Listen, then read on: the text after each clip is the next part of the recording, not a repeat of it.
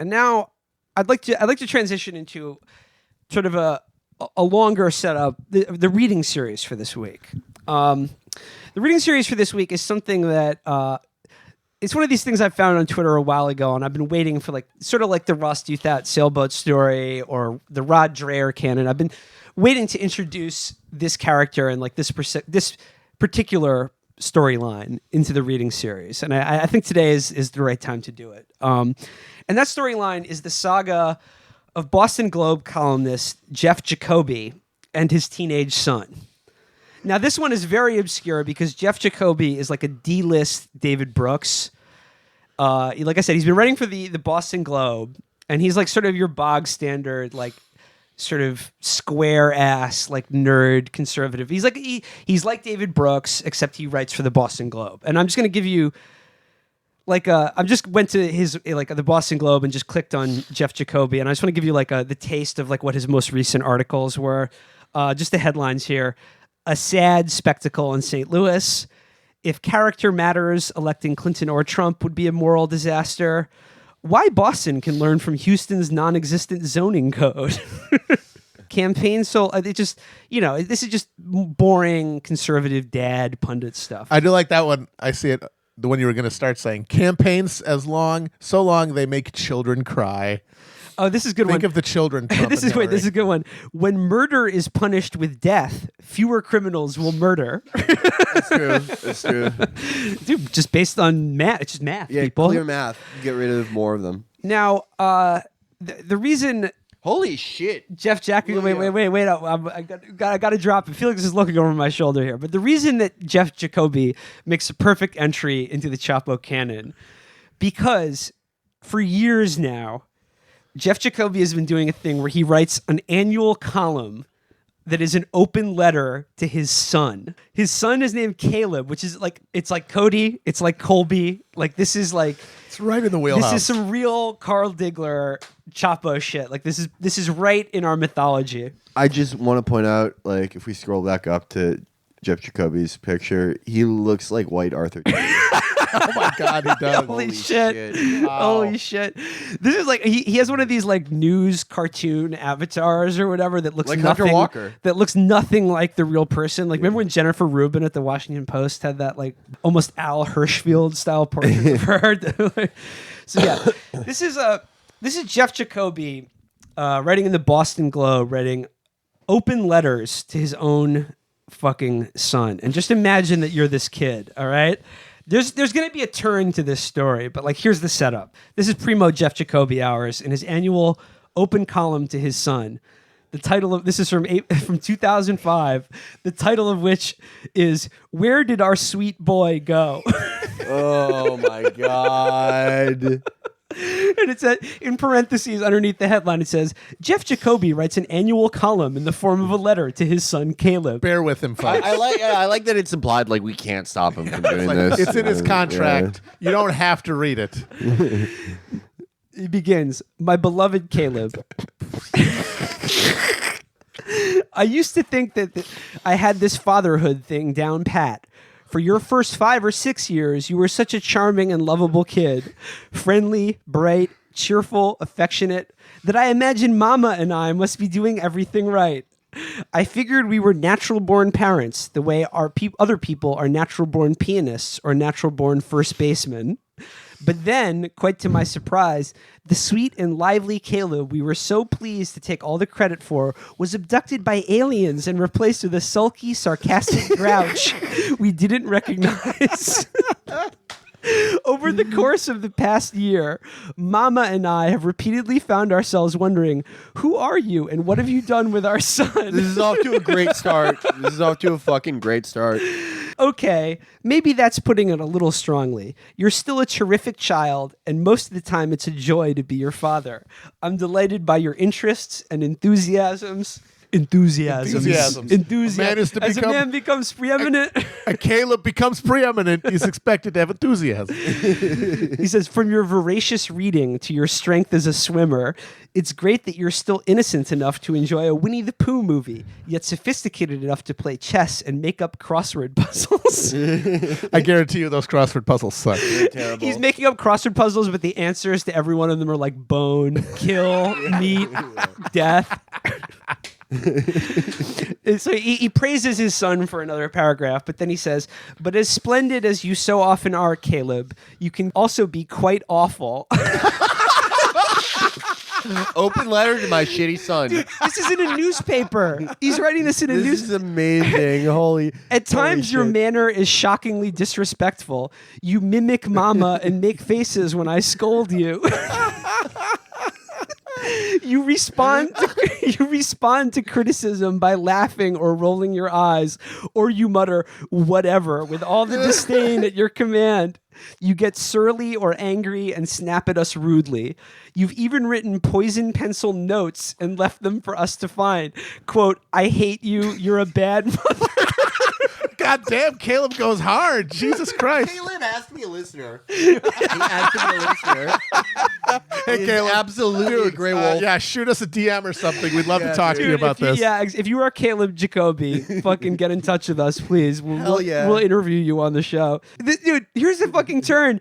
If I didn't know you had just turned 8, I'd think you were going on my 14. God. Fuck, dude. He's 8-year-old writing, I hate you. You're a bad mother. The fact that there's a strange wolf-like dog that follows you everywhere and barks at people is very disturbing to me.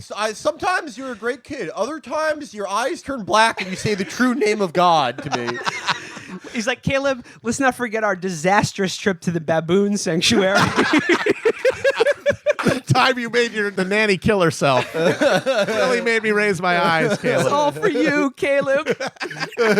He said, okay, you guys, when I was your age, discipline consisted mostly of spanking and the threat of being spanked. And on the whole, I'd say that my siblings and I turned out all right.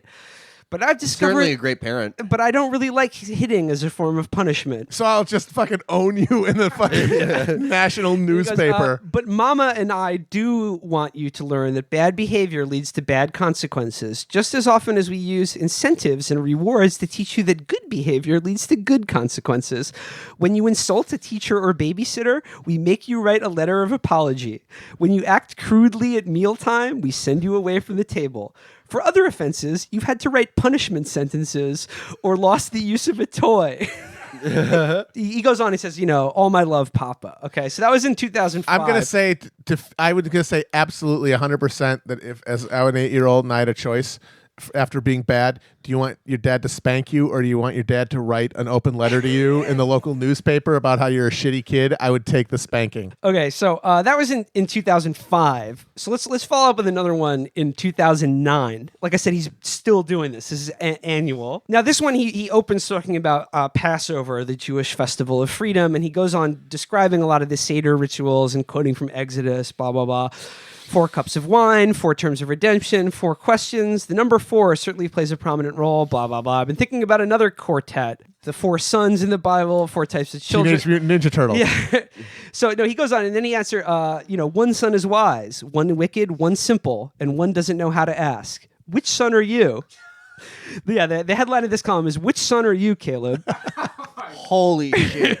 This is literally like the Clickle article, like which one of my garbage sons Are you the Dread Laramie, Caleb? No, dude. Look at the illustration. He actually has an option of which 4 sons. Well, and they're yeah. from like the Hebrew Bible or something. Holy shit. Engravings by Abraham Ben Jacob, 1695. Which one of these trash sons are you, Caleb? Oh, yeah, you're a real Hezekiah, bitch. And then he goes, in a way, you have been all of them. You were once a bright and lively toddler, too young for questions, taking everything on faith. With speech came simple curiosity, along with an endless train of ingenious questions about everything. Now at age 12, okay, he's growing up now. He's almost like he's about to go through puberty. At age 12, you're becoming quite the adolescent with a streak of wicked obstinacy, quick to challenge your parents' views and ask why their opinion should carry greater weight than yours. Is this AJ Soprano? This is dicked up, Dad. Which is the real you, Caleb? Are you the budding philosopher who has taken to insisting lately that nothing really matters? This is AJ. AJ's Prentice. Reveal your own ignorance. I reveal my own what? Tony, do not write a column about him. Where he goes, last December, you came with me to Washington and a reception at the White House. Love that boy. Even now, I smile at the recollection of how engaging you were, how pleasant your company. For 24 delightful hours, nothing provoked an argument or spoiled your amiability. Not even when you hungrily forked a mouthful of what you thought was lox, only to discover, standing there in the state dining room buffet line, that you were chewing on a mouthful of excruciatingly sharp ginger. Oh, what an oaf. Life is sometimes like that. It feeds you raw ginger when you think you're getting smoked lox. Holy fuck, this guy rules. I'm pretty sure that's a line from Ironic, right? That's actually from the Book of Ecclesiastes. There's a time for lock, and a time for ginger. Here's the time to be my fat, stupid, wicked oaf son.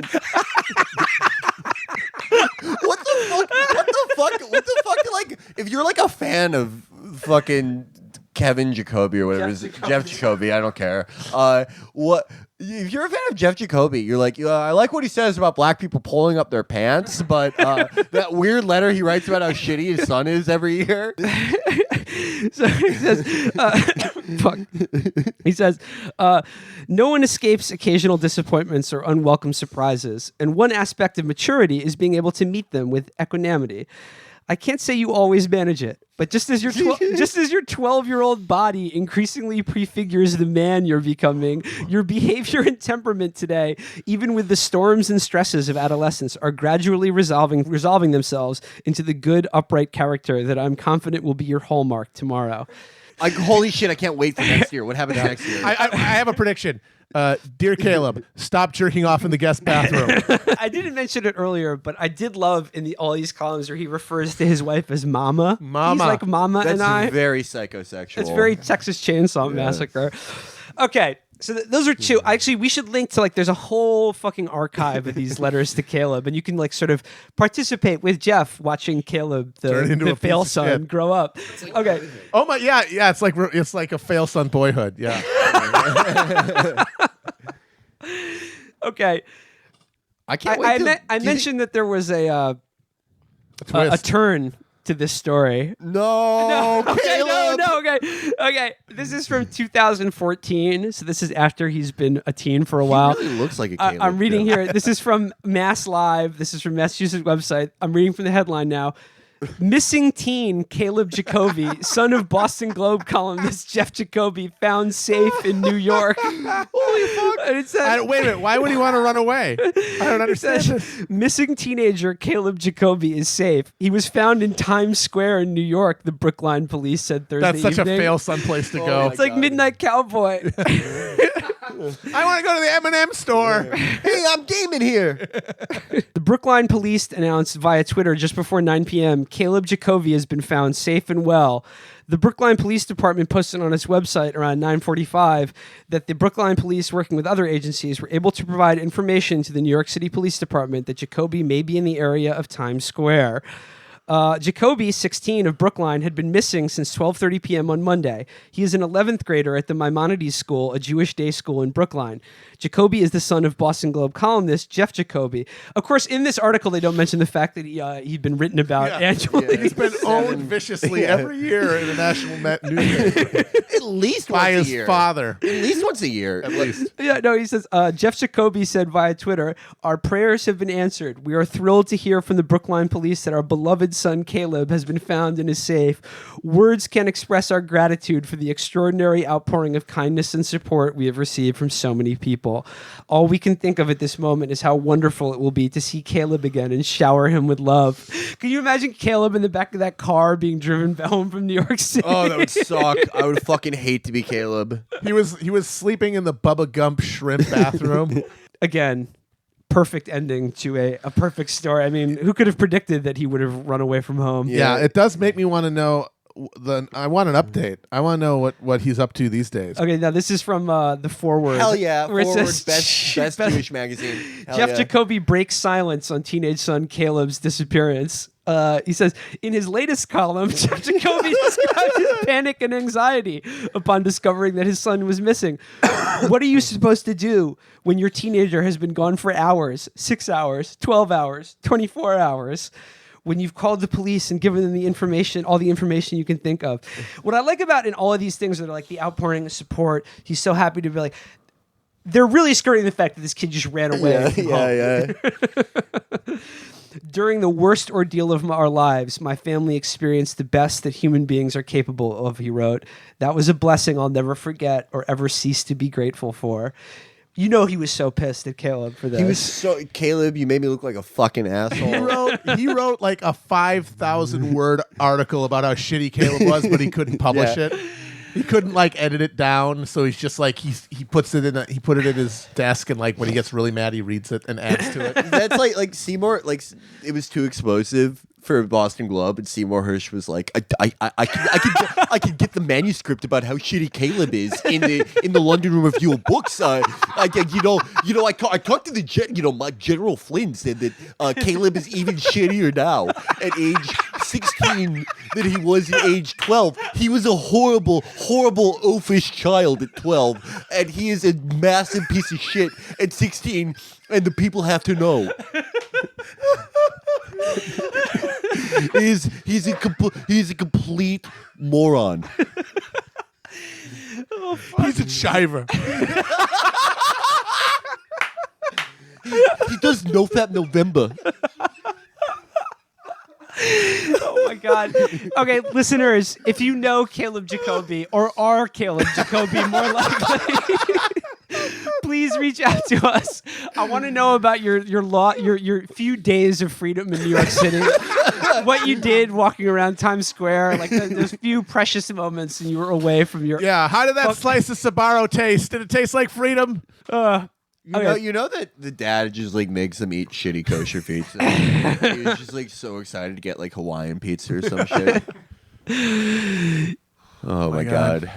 Oh man. So I don't know. Maybe I mean, like I said, there's a shit ton of these letters to Caleb. Maybe we can dip back to them in a future episode. Like I said, I'm so glad Jeff Jacoby is now in. Jeff Jacoby and his fail son Caleb is now officially in the Chapo canon. They are characters. I hope they will live forever. I'm getting all those columns tattooed on my back. I'm getting like a full sleeve of them. Memento. Yeah. Do not trust Caleb. Just written on your head.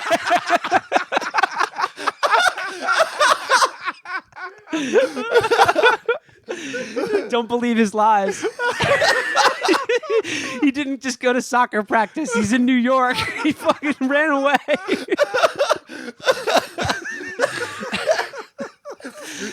Oh, fuck. Caleb is the teenage fail son of Boston Globe columnist Jeff Jacoby, who he, for many years, wrote an annual column in the form of an open letter to his son, Caleb. They're all archived. They are extraordinary. They all rule. All of them are fucking great. So I want to dip back in now to the Caleb saga, and I have two of these letters that I want to read now on the show. You guys ready? Yeah, let's do it. Oh yeah. The first one is entitled "Letter to a Mensch in Training." It begins, "My beloved Caleb, there was an awful story in the paper a few days ago." A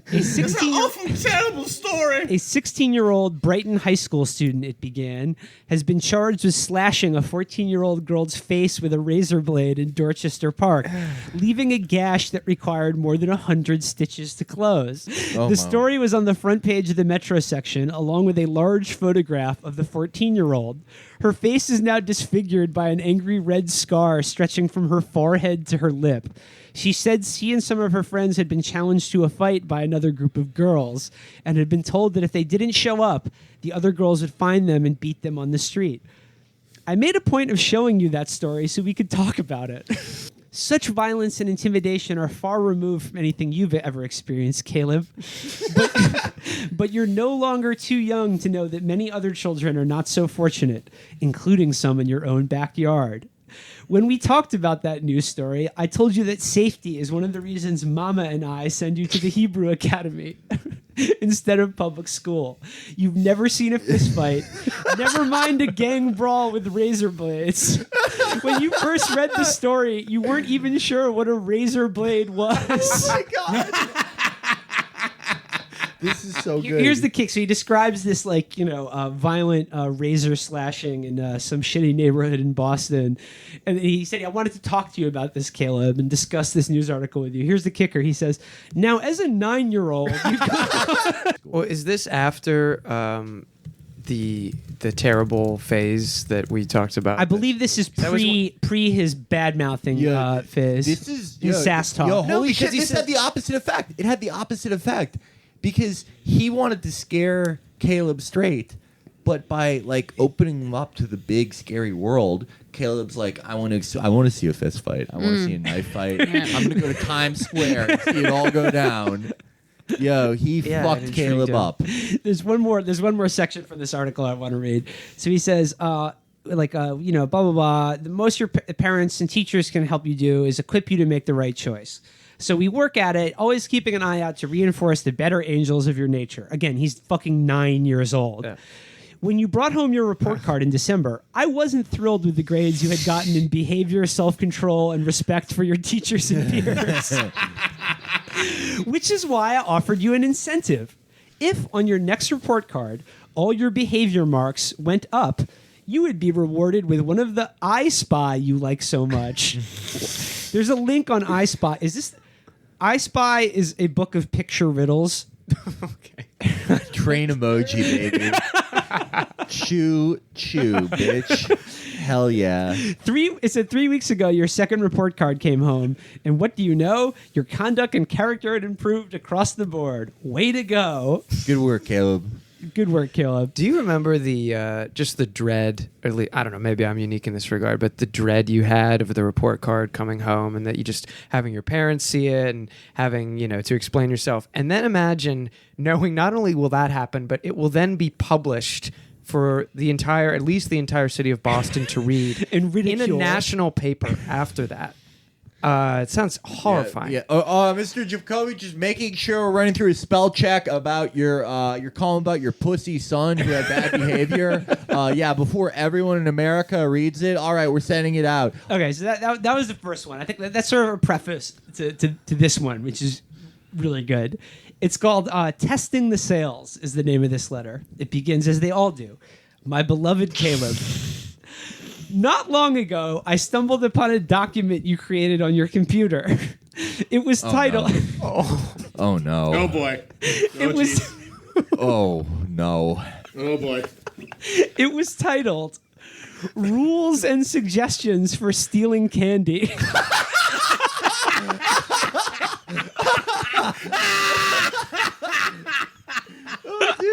I didn't know what it was going to be, but I didn't know it was going to be that good. That is the best thing it could have been. That is the best This is the best it could have been. And sure enough, it gets better. It gets better. It gets better. Sure enough, what followed was a series of pointers on how to filch sweets and get away with it. This is real. Katie, this is real. This is real. Rule number 4. 10 crackle commandment. Rule number 4. Rule number 4, for example, advised clean up after yourself. Don't leave a big mess or others will know that you took something. Remember to close doors, cupboards, drawers, and containers.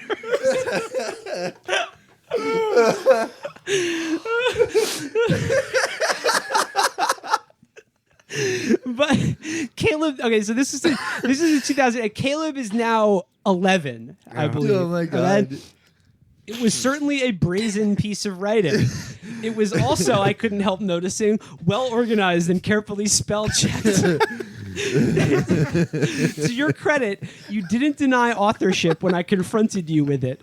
Unfortunately, you didn't seem to be the least bit remorseful either. Gird yourself, gentlemen and lady. Your penchant for stealing or pinching treats is not exactly a news flash. You've been caught at it more than a few times. Most recently, when I came across a full-size box of Fruit Loops stashed under the covers in your bed.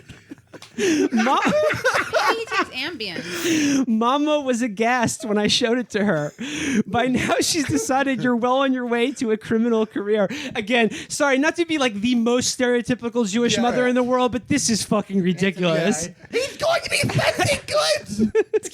This kid's 11, and they're finding like Fruit Loops under his bed. Imagine if they found like a penthouse or something like that. Well, that's what I thought you were going to say when you said Yeah. a document on the computer. Yeah, well, like any fucking normal 11-year-old. Yeah. Why didn't he write out instructions for himself? She's, okay. It's like the midrash. It's like commentary, third person, rabbinical tradition. But I can recall similar sins.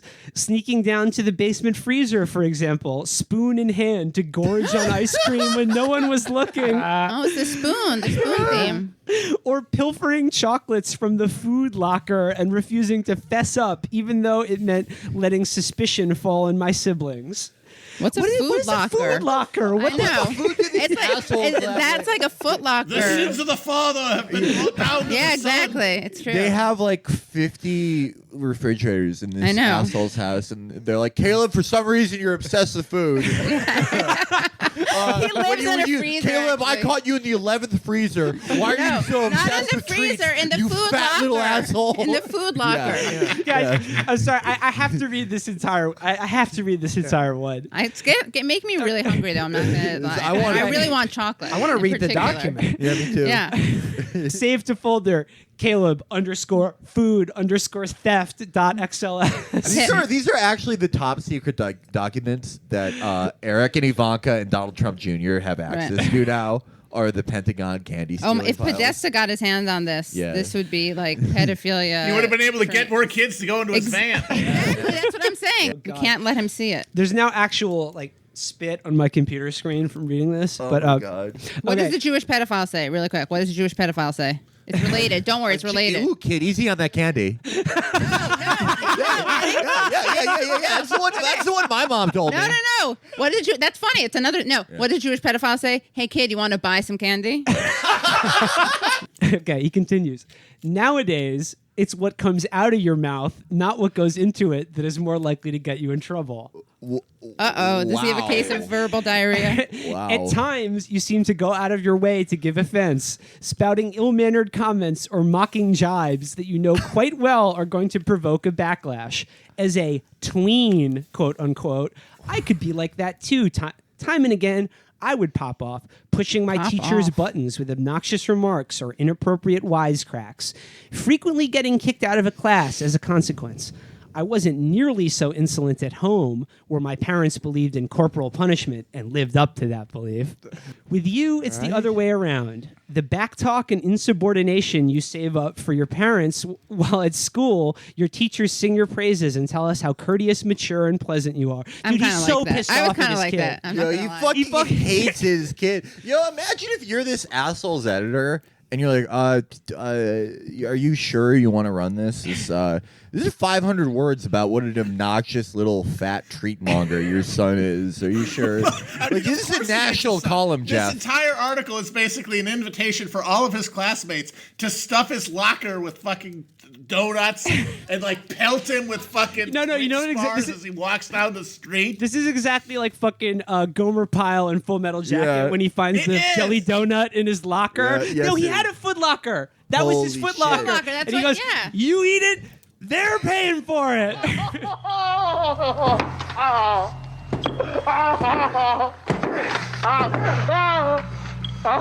Remember, it's just a bad dream, fat boy.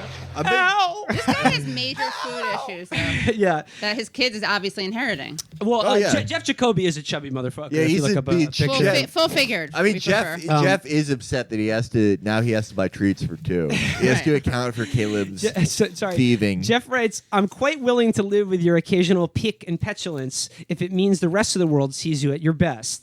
I can't say I enjoy our tug of wars, but I understand them. That sounds enabling. With the approach of adolescence, you sometimes find yourself feeling irritable and resentful, aggrieved by perceived indignities, beset by fools and charlatans whose only skill seems to be to get in your way or on your nerves. Caleb hates charlatans. Yeah, Let's dude, be that- honest. Believe it or not, I've been there too. And if you think your parents excel at finding ways to annoy you now, just wait until you're 14 or 15. We'll be really good at it then. What happened to him Dude, as a he's just 14-year-old? like, he's so a monster.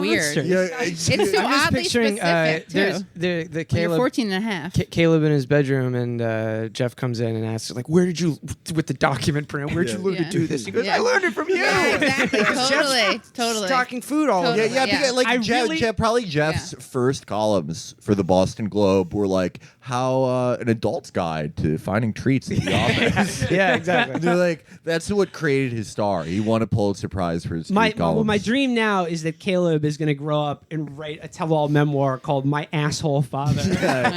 Dude, Jeff is a fucking tyrant. I hate him. When I you hate him. okay, when We you should were we should kidnap Caleb. Yeah. We'll lure him with candy. when you were a baby, I loved watching you sleep. Sometimes I would stroke your tiny hand as you lay in your crib, and you would instinctively wrap your fingers around one of mine, clinging to me even in your sleep. Thinking it was a lolly. Could you sense somehow that I was a safe harbor, a snug refuge from the world's storms and stresses? Mama and I have tried to be that haven, to furnish you with the physical, emotional, and spiritual resources you will need on your journey through life. But harbors aren't only places of sanctuary and shelter. They're also stable places you push back from when it's time to head out into the world. You're 11 now, growing steadily more independent and beginning to test your sails. Increasingly, you push back instead of clinging, insisting on your way instead of mine. The day will eventually come when you're ready to head off on your own. Wherever the voyage takes you, Caleb, will always be your home port. All my love, Papa. I think Caleb's his inner child and doesn't You actually fat piece exist. of shit! What if he's not a real person? That He's shows just an his- intriguing Yo, theory. yo, that's Fight Club. This is Fight Club. Yeah. Like, dude, Jeff wakes up in the middle of the doesn't- night Oh my with God, no he's memory. the one sneaking treats. Yeah, exactly. saying. He's his inner- exactly. He's Donuts into his He's gullet. his chubby inner child, and he's talking to himself. There are photos of Caleb Jacoby out there. He has a SoundCloud page. Caleb, I gotta say, is sort of like a lanky. Right. Like, He's like- jealous. The He's dad's skinny. totally Like Caleb is jealous. not a chubby kid at Right. all. Right. Jeff is jealous. Jeff's a fat fuck, Jeff's a dude. yeah, fatty. Jeff is jealous. Yeah. But he could also be picking up a model kid, like a fake kid, to play his son. Yeah. If we think it is his Oh inner my child God. to whom he's speaking, which makes more sense because who talks to an 11-year-old like that? No, dude, this is clearly named- Fight Club. This is the sequel to Fight Club. And like at the end of the movie, The Pixies. Jeff as Caleb set up bombs Right. in the Hershey's and Where Mars are bar. my Mars bar, yeah. treats? Oh my God. Where And then is my meets- treat? he meets- Where's my mounds? Right. Where are my mounds? Right, he's in the building watching it with Helena Bonham Carter, and he's like, after he pops himself in the mouth, and he's like, "You caught me at a weird time in my life when I was turning 12, which is a pivotal time in a boy's life. Although not when like 14 and 15 when you really act out. Yeah, when I'm really gonna punish myself. Right. But yeah, no, it's where is my treats at the Yeah. end? Again, spoiler alert, if you go back to episode 49, the punchline to all of this is that Caleb Jacoby ran away from home when he was 14 or 15 and was missing and was found in Times Square like 3 days later. And more power to him because... M&M store, I guarantee you. Yeah, Yes, M&M's Hell are yeah. exactly. Totally, That's yeah. the ultimate. That's how they found him, the trail of M&M's. Yeah, that is so Freudian. He left home to live amongst candy. That's amazing. I'd rather live free amongst candy. Dude, as a goodwill thing, we should use 1 month of the show's Patreon to pay for Caleb to rent a room in the M&M store. Or just for a let him year. remember in like those things on like MTV or Nickelodeon where you get to go into the store and buy as much Yeah, toys. yeah, and yeah, yeah. Just raise yeah, we should give him like $1,000. $25K. Yeah, Dude, exactly. fuck that. Caleb, next time you run away from home, come to the Trap in Brooklyn. Yeah. Yeah, dude. Smoke weed, fucking we get love lit, candy, dude. Munchies, dude. munchies, Eat candy, Love candy, dude. dude. Got so Be many fucking treats, rude. yo. Got so many Be treats. rude all the Caleb, we're time. gonna teach you swears you've never heard of. We're going to give you so many awesome swears that when you go back to your folks and you unleash them, their faces are going to melt like the end of Raiders of the Lost Ark. Will- M&M's not in your hand. Let's switch gears. I got a little reading series for you guys this week. Ooh. You feeling that? Let's do it. This is a medley that I've arranged here, and this is a return to a classic character. Can you guys guess who it is? I'm going to say Caleb. It's Caleb. Yes. It's Yeah. Caleb. Now, going into this, I realized that like there are only so many letters to Caleb because they happen once a year, and then Jeff stopped doing them when Caleb had a psychic break and ran away to New York City and was missing for 80 hours. And he realized, oh wait, maybe I shouldn't berate my son in my newspaper column every year. Maybe that's warping him in some way. So I feel like the best Calebs are like in the later years when he became like an adolescent, and all the columns are just like, why have you become such a willful little boy? Your mama and I are so sad. But there is still some excellent Caleb cuts. So I want to read now. I've arranged sort of a medley of Caleb for you guys, and I hope it lives up to his previous appearance, okay? For those of you who are not aware or not been versed in the Caleb Jacoby saga, Caleb is the son of Boston Globe columnist Jeff Jacoby, who for many years wrote an annual column to his son titled Letters to Caleb, in which he proceeded to, in a schmaltzy way, talk about fatherhood, but really just berate his own son for his readership. And then when he was a teenager, I think back in 2014, Caleb ran away from home and went all the way from Boston to New York City and was found, I think, in like the M&M store in Times Square after being missing for 80 hours.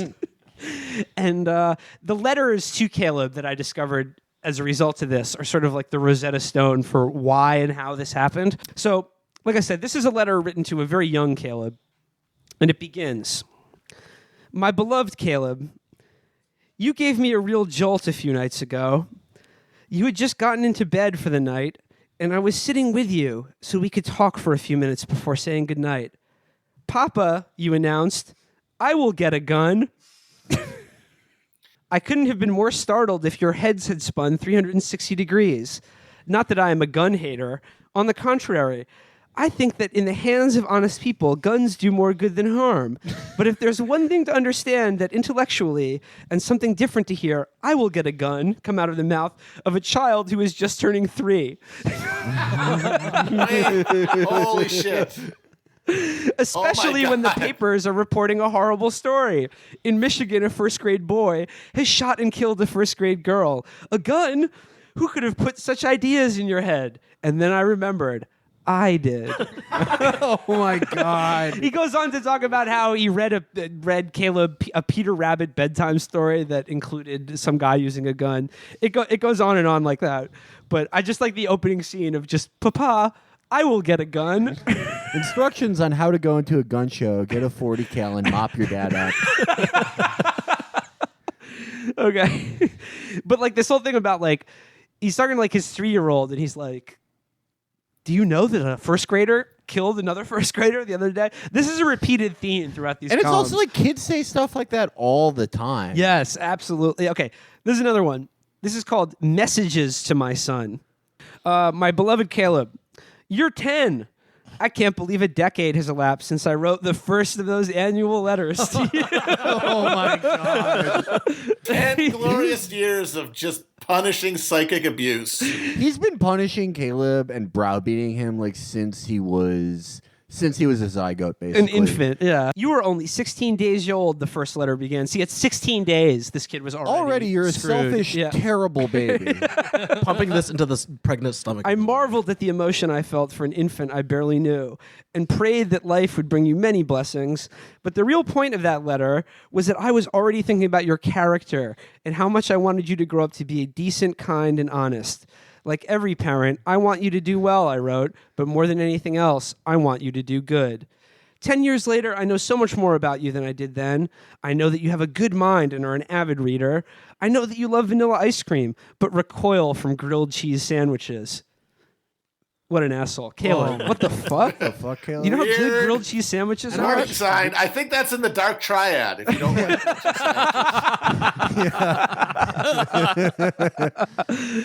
I know that you will try to brazen your way through even the most obvious lie. I know that you're an uncomplaining patient when you're sick and a champion sulker when you're angry. I know that you dote on your little brother. I also know that your formative years are speeding by. For better or worse, your upbringing is half over. And like, yeah, like it's half over, but your life is already over because those first 10 years have already completely warped you beyond any hope of becoming a normal human being because of your ridiculous, awful parents. But Caleb, that's in my letter to you. But the message of that first letter, character matters, and I want yours to be good, is one that I still try to communicate to you. You've certainly heard me say it often enough. When I asked you a few weeks ago to tell Micah what I want both of you to be when you grow up, you knew the answer. A good person, you replied, with a here we go again roll of your eyes. That's, by the way, that's the most sacrilegious shit, is to name your sons after, like, characters in the Bible who, like, picked up mountains and threw them to defend the Hebrews or whatever the fuck is in the Bible. But it's, your sons are just, like, candy stealing kids who don't talk because you've ritualistically browbeaten them and abused them. You've like fucking tied them down and hit them with William Bennett books. The Clockwork Orange, but it's a fucking Dennis Prager YouTube video. Okay, here we go. I'm skipping a little bit, but Jeff continues. Some messages I try to convey through behavior more than words. I want you and Micah to become loving fathers and husbands, so I make sure that open affection is something you see and get a lot of. Some men are inhibited about kissing or hugging their wives or addressing them with terms of endearment. You're growing up in an environment where your father makes no secret of his love for your mother. Caleb, I'm not dicking down your mom on the kitchen table for me. Caleb. Well, that's funny because like he's like, you know, I want you to grow up where like positive male and female roles are like, you know, just are modeled to you every day, which is why I refer to my wife as mama in every one of these columns that I'm writing to you. Caleb, a wife is a woman who you fuck, and she's also your mom. Every woman is a mom. Caleb, I have no idea why you're fucked up. It gets better. Any way. It gets better. It gets better. I hope your children will grow up in a similar environment. Speaking of your children, I have been shamelessly propagandizing you for years on the advantages of marrying early and having lots of kids. Two things I didn't do but wish I had. When you're 22 years old and you get married and have 5 children, I remember asking you when you were about 4. Oh my God. Ready for this? What will their names be? You said they would all be named Caleb.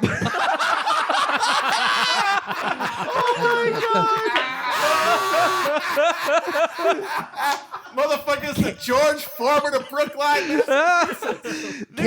Caleb is the resistance. Think about how like this is like a David Cronenberg movie. This is so fucked up. You could replace. This is like fucking Dogtooth. yes, it is. Sister in the fucking bathroom until they make a baby. Sorry, I'm going back to the decency matters most column. This is really good. So like, remember when I said like, you know, in his like first letter to his kid, he's like, you know, I just saw how innocent you were, and then we immediately thought of all the evil that exists in this world. The title of this one is Decency Matters Most, Caleb. It begins, as they all do. My beloved Caleb, you haven't gotten much bigger since last March. You're only 3 inches taller and 3 pounds heavier. But those aren't the only ways in which you've been maturing. When you turned 4 last year, he's not mature. He's a fucking toddler. It's like measuring his skull size. When you turned 4 last year, you were so stricken by the thought of a celebration that would make you the center of attention that you didn't even want your nursery class to share a cake and sing happy birthday. But when you turned 5 this month and Mama arranged a small birthday party, you enjoyed every minute, even when your friends sang happy birthday twice. And do you remember how, after the puppet show and ice cream, you couldn't wait to take the kids upstairs so they could all clamber to the top of your bunk bed? When we first got you that bed 9 months ago, even getting into the bottom bunk made you uneasy. Not anymore. Okay, so it goes on. Not that we're in any hurry for you to grow up. You are a happy, secure, and deeply loved 5-year-old boy. And it would Secure! Your 401k is doing great. And it would be a crime to let you learn too soon just how unhappy, insecure, and hateful a place the world can be. That is why for you, last September 11th was just another day in pre-kindergarten. Oh my God. Caleb, to ease you into the trauma of 9/11, I've painted hints about the Holocaust into your bedroom, knowing that you're a precocious lad who looks for the truth. I've left. That's why they got him bunk beds. Yeah. Caleb, you may be wondering why. Caleb. That one's sinking. Listen to this. Okay, that is why for you, last September 11th was just another day in pre-kindergarten. You didn't learn then, and you haven't learned since about the mass murders that took place on that terrible morning. Nor do you know anything about the savage bombings that have killed hundreds of innocent people, including children younger than you, in Israel. A country you have visited twice. He's five. He's 5. Caleb, even though you were already promised in marriage to Ariel Sharon's granddaughter. You could, no, dude. He starts out talking about September 11th. Then he talks about fucking bombings in Israel, and he's just getting started. He goes, "You have never heard that a mother in Texas drowned all her 5 children in a bathtub. Priests committing sexual abuse? ? Anthrax sent through the mail? Of all these horrors, you are blissfully ignorant. For now." That is not to say you don't know that terrible things can happen in the world. You've learned in preschool, and we've talked about at home, some of the atrocities that are recorded in the Bible. Pharaoh's malevolent decree to drown every Jewish baby boy, for example. But it is one thing to know of such episodes and stories from long ago. It is far more unsettling to know that evil and terror are all too real parts of the world you now live in. He goes on. Of course, I hope that you are never the cause of injustice or suffering either. Caleb, I hope you never become radicalized. No, that is why we place so much emphasis on the importance of kindness and decency and not hurting other people. Do you remember the day last summer when you bit a girl in your preschool camp because she took the marker you wanted? When I heard about it that evening, I was appalled and insisted that you apologize right away. Mama called the girl's house and gave you the phone when she came on. I'm sorry I bit you, you told her. I won't do it again. That's what happens when you take your kid to Israel. I'm pretty sure this is the backstory to Dexter, right? The reason we make such a big deal about how you treat other people is because we know what can happen when they don't make that a priority. Their children sometimes grow into monsters who fly airliners into office buildings or detonate bombs in crowded pizzeria or prey sexually on teenagers who turn to them for counsel. What the fuck? If only Muhammad Atta's father had written a letter, the Cairo Post, to him every year.